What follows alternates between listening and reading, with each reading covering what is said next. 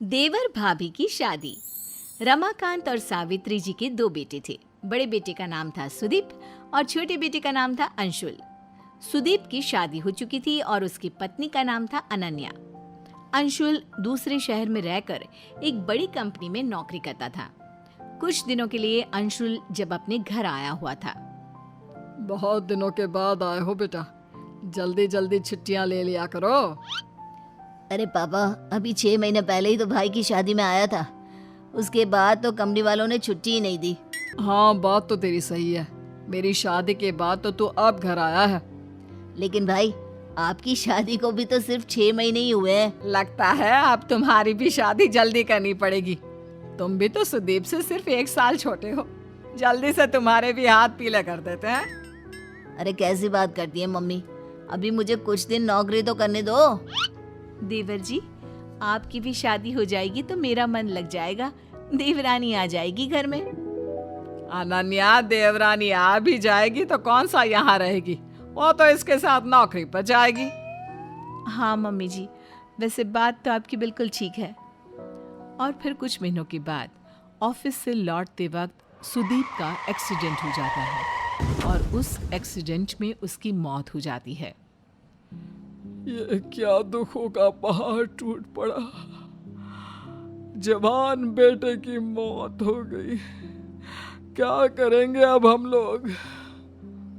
शादी को सिर्फ 8 महीने हुए हैं। उसकी पत्नी ने अभी तो अपना जीवन जीना शुरू भी नहीं किया। मम्मी जी, पापा जी, मेरा क्या होगा? मेरी तो जिंदगी खराब हो गई। मैंने कभी सोचा भी नहीं था सुदीप मुझे इतना जल्दी छोड़कर चले जाएंगे।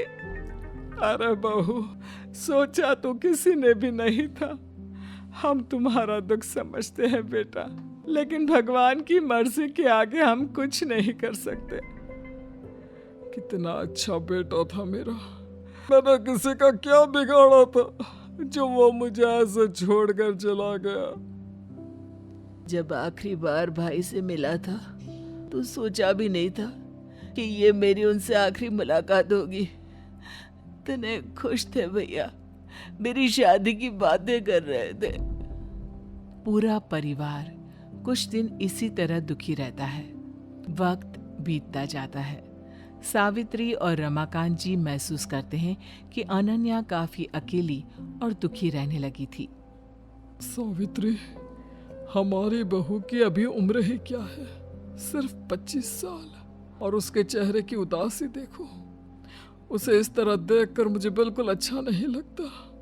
आप ठीक कहते हैं। अनन्या बहुत रोती है और उसका अकेलापन मुझसे भी नहीं देखा जाता। एक बात कहूं सावित्री, क्या हमें अपनी बहू की दूसरी शादी करवा देनी चाहिए?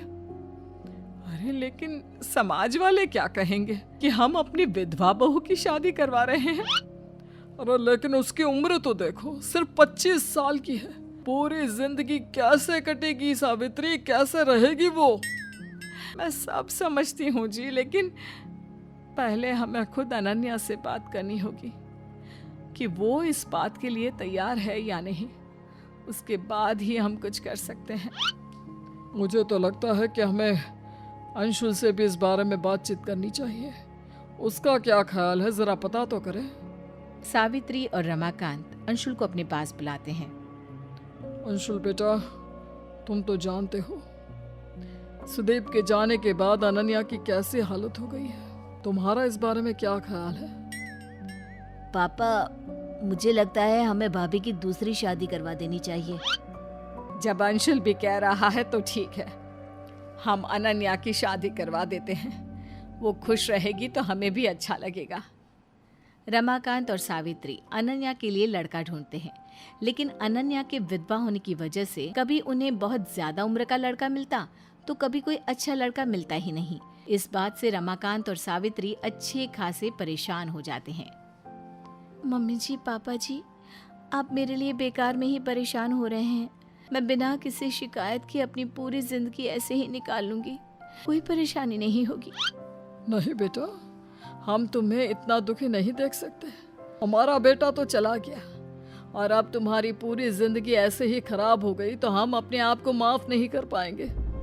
देखो अनन्या, तुम कहने को हमारी बहू हो, लेकिन इस घर की सदस्य हो और इस नाते तुम्हारी खुशियों का ख्याल रखना हमारी जिम्मेदारी है।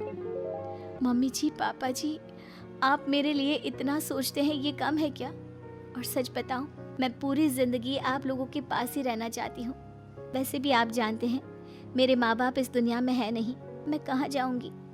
बेटा, इसीलिए तो हम तुम्हारी दूसरी शादी करवाना चाहते थे।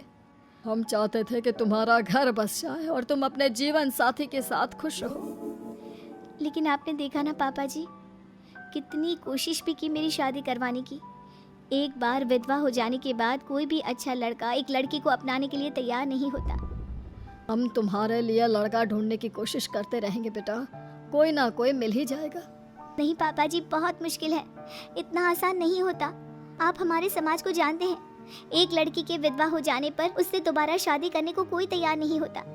मैं जानती हूँ लोग मेरे बारे में क्या बात करते हैं। रिश्तेदार, अड़ोस पड़ोस के लोगों को बात करते हुए सुना है मैंने। सब कहते हैं कि 1 साल के अंदर ही मैं अपने पति को खा गई। मेरे आते ही आपके बेटे और मेरे पति की मौत हो गई। नहीं नहीं भाभी, ऐसा नहीं कहते।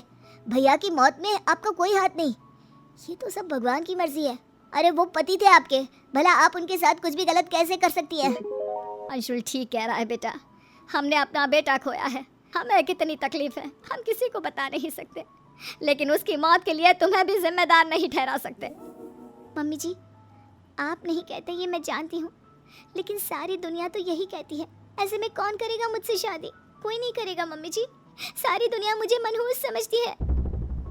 मैं करूँगा आपसे शादी, मैं आपको हमेशा इसी घर में रखूँगा। आप इस घर में रहना चाहती है ना, मम्मी पापा के साथ, हमारे साथ? ठीक है, मैं आपसे शादी करूँगा भाभी। अरे ये तुम क्या कह रहे हो अंशुल? तुम अपने बड़े भाई की विधवा के साथ शादी करोगे? बेटा, तुमने ये फैसला सोच समझ कर तो लिया है ना? अरे कैसी बात कर रहे हैं आप? अपने बेटे को रोकने की बजाय उससे पूछ रहे हैं कि फैसला सोच समझ कर लिया है। लेकिन मम्मी, आपको इस बात से क्या एतराज है? देवर जी, मेरी वजह से आप अपनी जिंदगी खराब करने की कोशिश मत कीजिए। मैं जानता हूँ आप मेरी भाभी हैं और एक पत्नी का रिश्ता मेरे साथ शुरू करने में आपको बहुत मुश्किल होगी, लेकिन फिर भी मैं इसके लिए तैयार हूँ। तुम्हारा दिमाग खराब हो गया है क्या? तुम्हारे बड़े भाई की मौत हो गई है और ये उसकी पत्नी है। उसके साथ शादी करके तुम चाहते हो कि घर में फिर से कुछ गलत हो जाए? देखा मम्मी, सारी दुनिया गलत तो नहीं कहती। जब हमारी खुद की सोच ही ऐसी है तो हम दूसरों को क्या समझाएंगे? सावित्री, अंशुल ठीक ही तो कह रहा है। हमें अनन्या जैसी बहू कहाँ मिलेगी? वो हमें समझती है, हम उसे समझते हैं, हमेशा हमारे साथ रहेगी अंशुल की पत्नी बनकर। मम्मी जी, आप परेशान मत हो, मैं ऐसा कोई काम नहीं करूँगी जिसकी वजह से आपको दुख हो। नहीं नहीं बेटा, मुझे माफ़ कर दो, मैंने ही कुछ गलत बोल दिया। अंशुल ठीक कह रहा है, तुम हमारे घर में बहू बनकर आई थी और अब हमेशा के लिए बहू बनकर ही रहोगी। इससे अच्छी बात और क्या हो सकती है?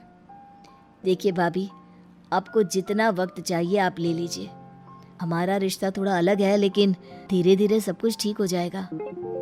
रमाकांत और सावित्री जी अंशुल और अनन्या की शादी करवा देते हैं और इस तरह से एक देवर अपनी भाभी से शादी करके कम उम्र में विधवा हुई अपनी भाभी की जिंदगी को फिर से खुशियों से